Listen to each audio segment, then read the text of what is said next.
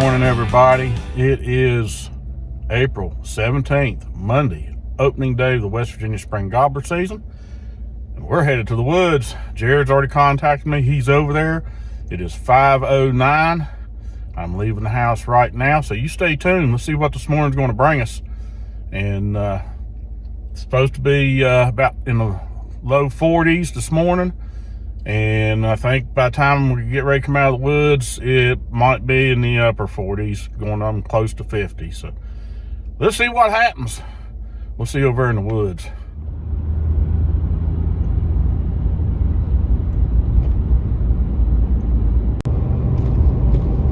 Oh yeah, this morning's weather, like I said, it's 41 degrees leaving the house. Right now, it's just a light sprinkle. There's not that much of a precipitation chance. And it's supposed to be mostly cloudy to partly cloudy. And right now you can see I don't, just barely have to use wipers.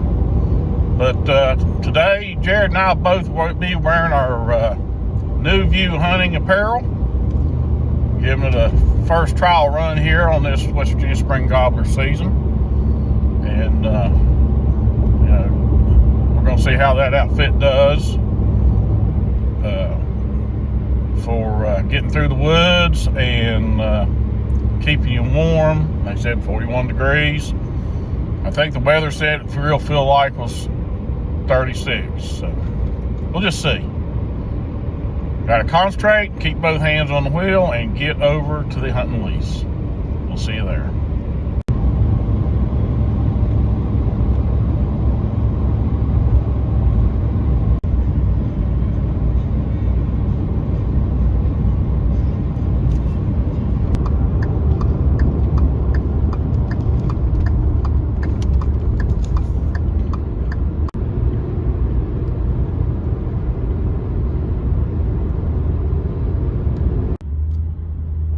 Okay, folks, we're here.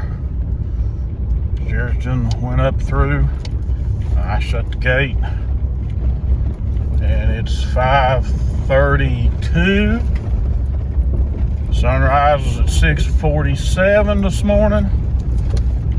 So we're gonna see what happens. Stay with us. All right, folks. Jared and I are heading in.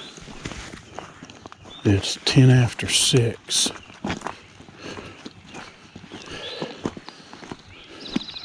Birds are just waking up. So y'all stay with us. We're going to see what kind of morning it is. And the weatherman's a little bit off. We got clear skies. So.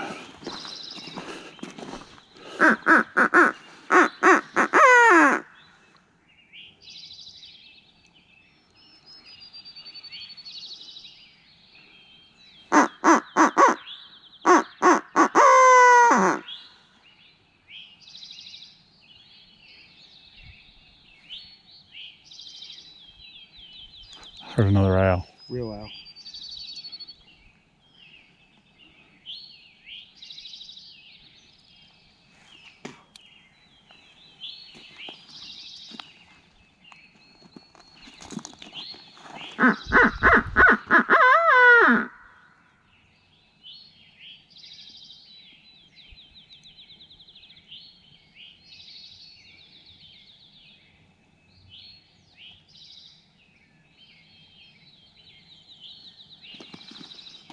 There's nothing close. Not close.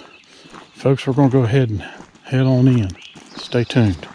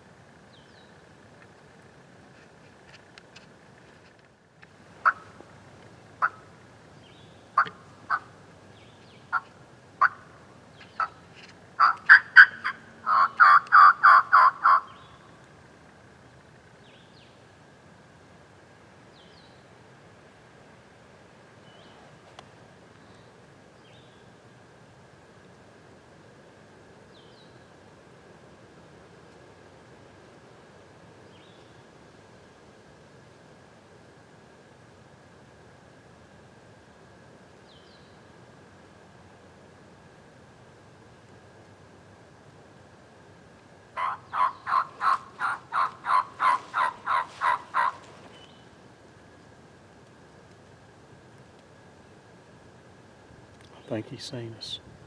Yeah. Because he was so close, it wouldn't take him an hour to close this distance. No, when we heard him. If we would have set up back here, we'd have been good. I think we were good when I set mine up. Because when I set mine up and started to come back, he gobbled again. Yeah. But he's seen us when you were setting your decoy up, and whenever I was trying to get set up to sit down, he's seen us. He was right there on that flat. He was on the flat, yeah. He could see the ridge. He was right behind my tree stand. Yeah. And the fact that he gobbled without even calling that last time, if he was still close and was still hot, he would gobble. Yeah. Well, folks, that's what happens. We hadn't heard nothing all morning. Was starting out the ridge. And had you called and then he gobbled? Yeah, I called up there with my slate call. Right, and we said he was over in the holler. And we heard him down here and said he's down in that holler, and we came down through here, and I think he gobbled again. He gobbled again, and he was right. We set the decoys up. Yeah. And then he gobbled again without calling. And he's seen us when we were setting the decoys up. Yeah. But folks, I mean, all this between 7 and 7:30, it's now 10 minutes till 8. Yeah. But that's the first bird we've heard all day, all morning. Nothing. And we screwed it up. Yeah, we screwed it up. Nothing answered to the owl calls when we were coming in the dark. He may have. You said you thought you heard one out this way. Yeah, when we was back there between Alvin's stand and your stand, I told you I thought I heard one out here. Yeah. So, just stay with us. We'll see what happens. Well, folks, Jared's headed home. He's got to go to work this afternoon. So, it's just me now. And we left the spot that we was at when we heard that one. Basically jumped him. I mean, we was on top of him. He, like we said, I don't know if I got video of it or not, because me and Jared was talking about it, and I know it did. What had happened was, we'd started out the ridge. Jared had called just before we started out the ridge. We heard that bird. We thought he was down in the holler. So we started out the ridge out to his old tree stand to go get set up. And we got to where it was almost going down over the hill to the flat where his old tree stand is. And that bird sounded off. Immediately we stopped, got the decoys out, and went just to the edge a little bit, put the decoys out. Jared had already started back. I was getting my decoy in the ground to start back to where I was going to set. And he gobbled again, no calling. And I mean, he was on top of us. We got set up, and I think what happened was he seen me and Jared both headed back to the tree, and then he shut up. And we sat there a good 45 minutes, nothing. Jared done some calling after about 15-20 minutes, and he never answered. So we picked up everything, started walking out because Jared was going to have to go. And Jared done some calling as we was headed back out the ridge, coming back this way, and we heard another gobble, probably him, but he's out towards the White Oak Flats, and that's where I'm headed now.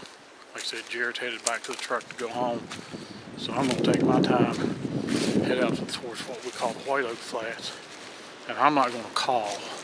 I'm just going to go out here. I'm probably going to set up, maybe not even put out the decoy, and then I will start putting out some calls. Maybe entice him to come in. He was by himself. Didn't hear no hens or nothing. So I'm just going to have to see what happens that way. And See if I can capture this on film. I've got the Tacticam mounted on my shotgun so I can record, hopefully, the harvesting shot. But it's gotten real windy, so I don't know if it's going to do any good or not. But I told him I was going to try to stick it out in here till about 11 or 12, then head out, and we'll see what happens. But just stick with us. I've got a long walk, and I don't want to talk this whole time that I'm walking and bore you guys to death. So just stay with us. We'll see what happens.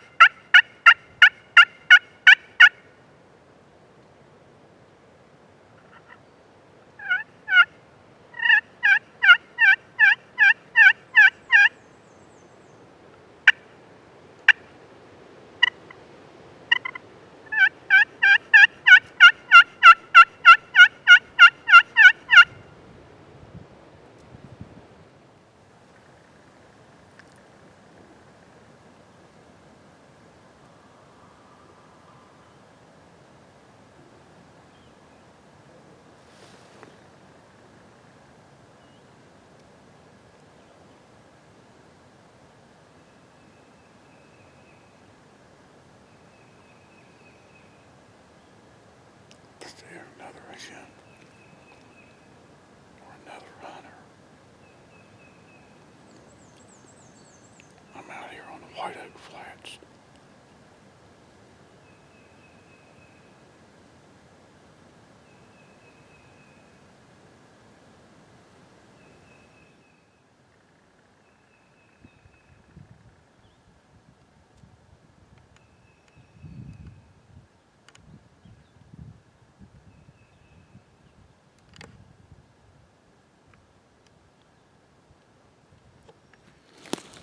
Well, it's about 10 o'clock. I'm going to work my way back out of White Oak Flats, back over, getting closer to the truck. Didn't hear nothing other than, I'm almost positive there's another hunter over here in this hollow to my right. Because when I got in here, got the place I was going to set up, I decided, well, I'll throw out a few calls, because we knew the bird that pretty much that we busted, he busted us, I don't know how you would word it. He went down the hollow straight out here in front of me. We never heard him anymore. And as we were leaving from that area, Jared heard a gobble over this way. So we thought, okay, that's him. He's left from over where we was at, went down in the hollow, come up the old hillside up here. So I just eased my way on out here, just taking my time, and decided, well, I'll just get out here, I'll get set up, then I'll throw out some calls. And I threw a few calls, and it wasn't maybe 5 minutes, right to my right over here, very close, I heard another person calling. It wasn't a real hen, because they called. And then probably about 10 minutes later, I heard them call again, but this time they were a little further off. And, you know, I've been in the woods enough. I've heard real hens. And, you know, I'm no expert caller, nothing like that. But I can usually tell when it's not a real hen. It's somebody calling. So, like I said, I'm going to work my way back to the truck. this wind makes it hard to hear anything. After I had called that first time, then heard that other guy in that other holler, I waited a while and I called again. And I used a green-eyed. I used my slate a couple times. I've used a glass pot call that I got from Keith Smith.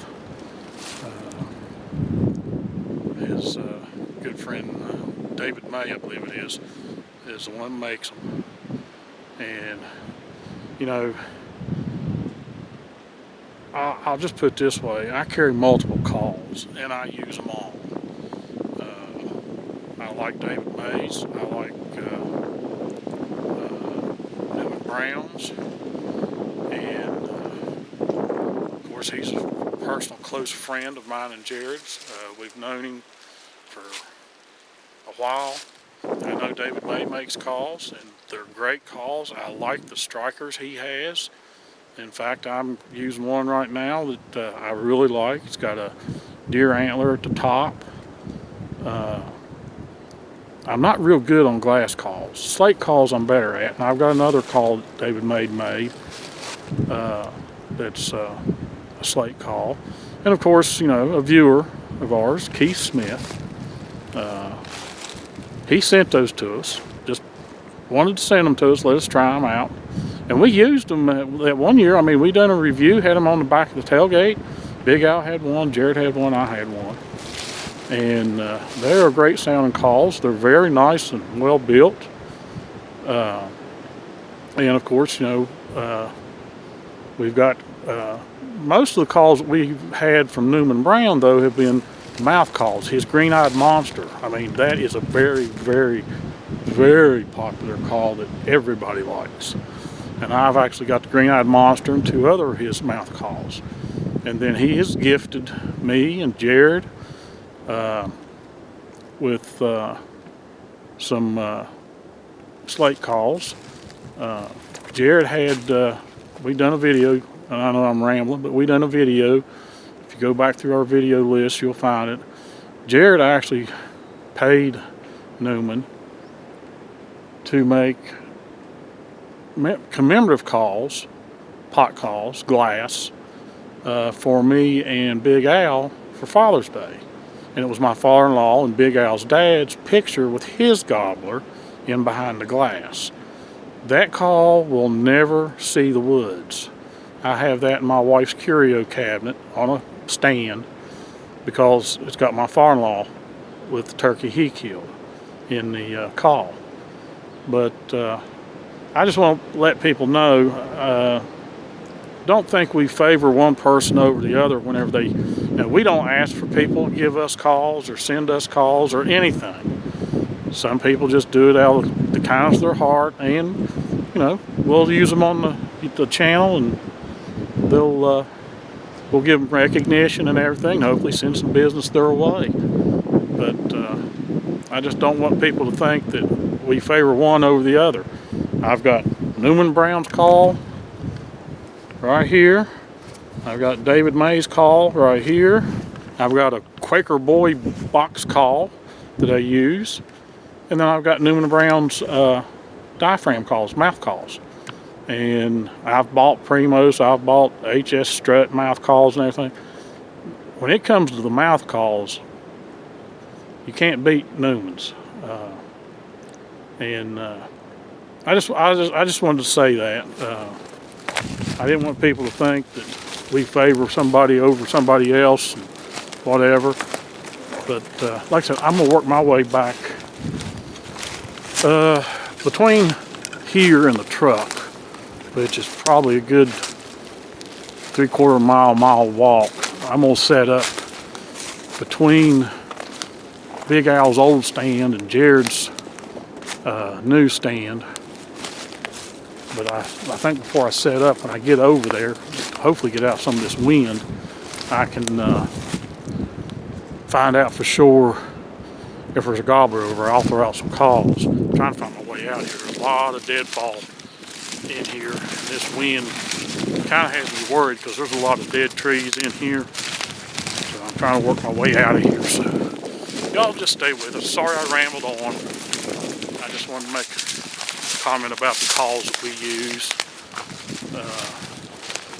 So, like I said, just stay with us.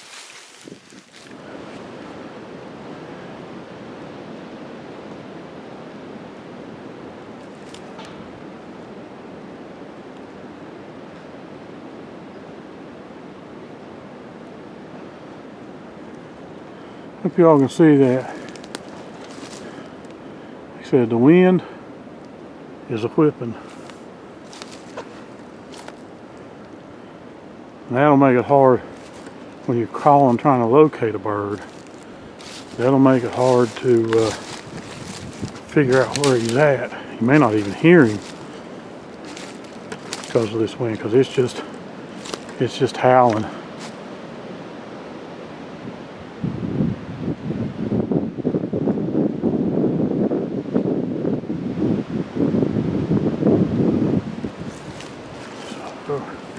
Just wanted you to see that. Like I said, I'm working my way back out over there. So I want to get up there on top of the knoll maybe, or around the knoll, and see if I hear anything over there.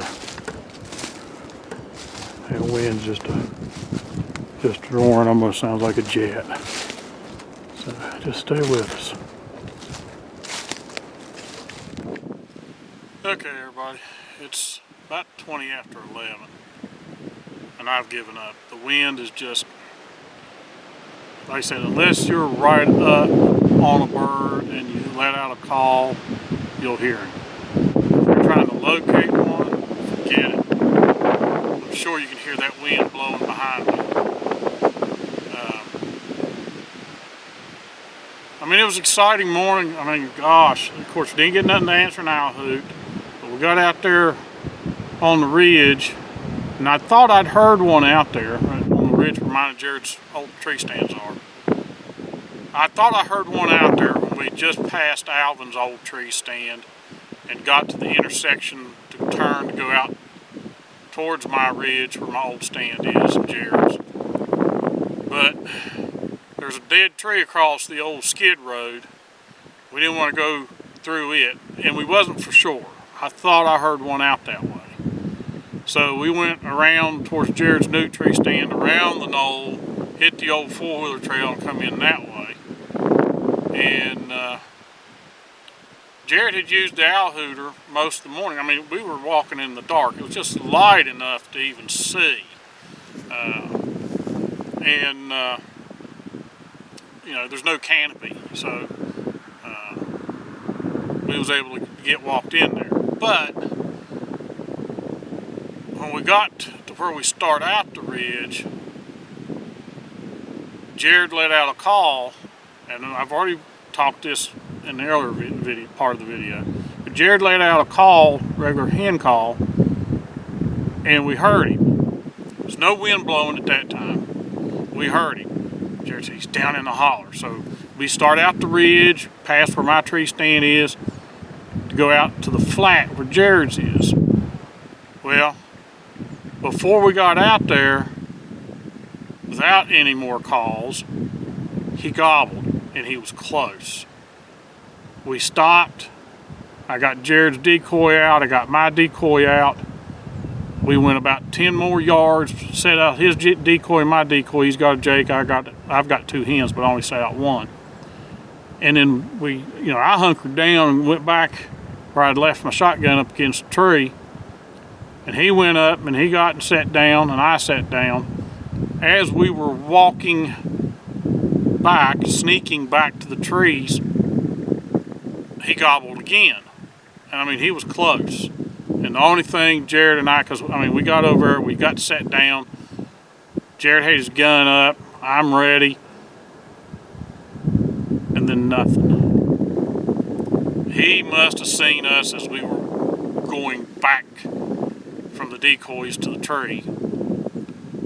And we never heard him again. And then Jared had to leave.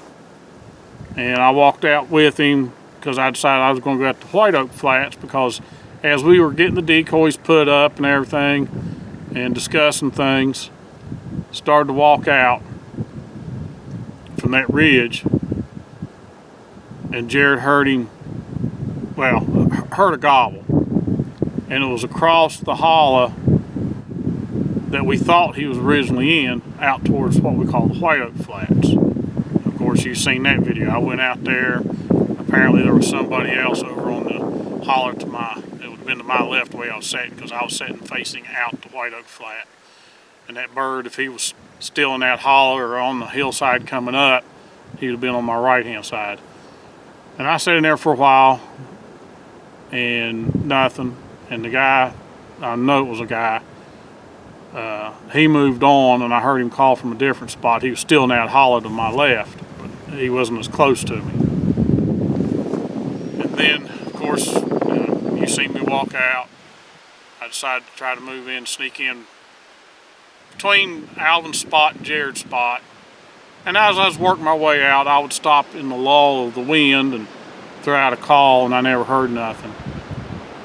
So I think this wind's got us boogered up, especially for us trying to hear one, trying to locate one. And I don't want to just keep tromping around in the woods and calling, so I've called it quits. I'm back at the truck. I'm drinking my coffee from this morning. Thank goodness for that insulated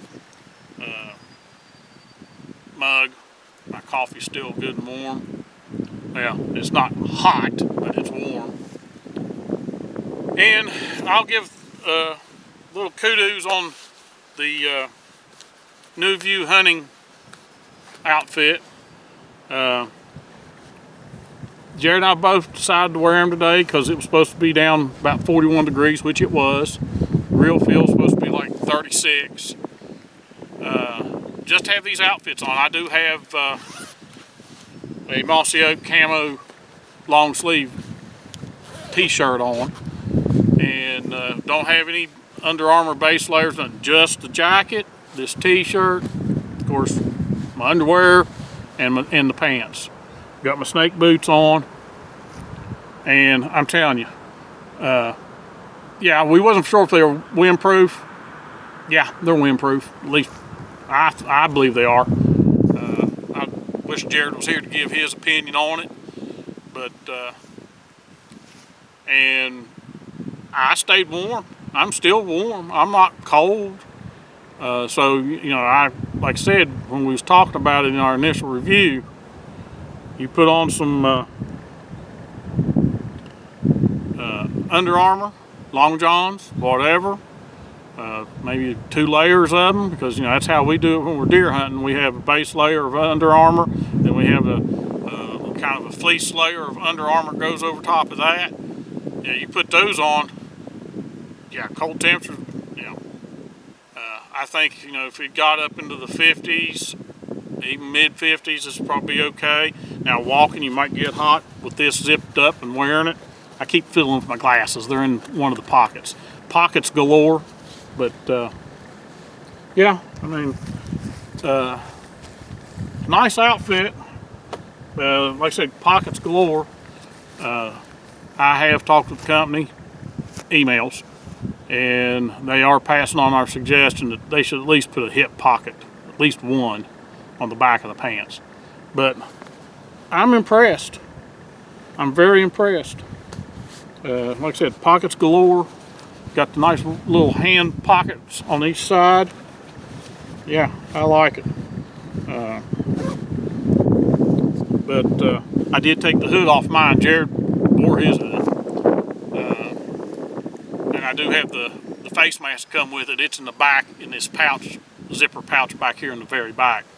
But I had I use a mask that's got eye and mouth opening, so I can get the mouth call in and out. But like I said, I'm rambling. That's the video for today. Opening of the 2023 West Virginia Spring Gobbler. I hope all my buddies out there, Brian with BK Bowhunter 1 and Matt to the Max Outdoors. Trying to think who else. There's Stubby Outdoors, Justin Caldwell, I believe. Hope you guys had luck today. Hope this wind hasn't messed you up. There's some others I know I'm leaving out. Southpaw, I don't know if he was going out today or not. Can't remember what his channel name is. Southpaw 210, I think, 219. I can't remember.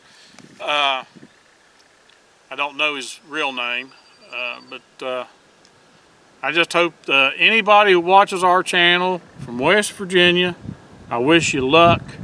If you didn't have any luck today, hey, it just started. Hope my good buddy Newman Brown of Run and Gun Game Calls is out today. Hopes he scored on something. Him and his son was hunting Saturday and Sunday. They had some close calls, but just never sealed the deal.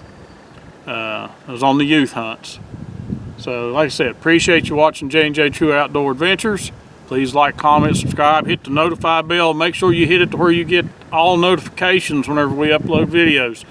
That way you'll be up to date on what we got going on. And as we're fond of saying, see you in the woods. Appreciate you watching.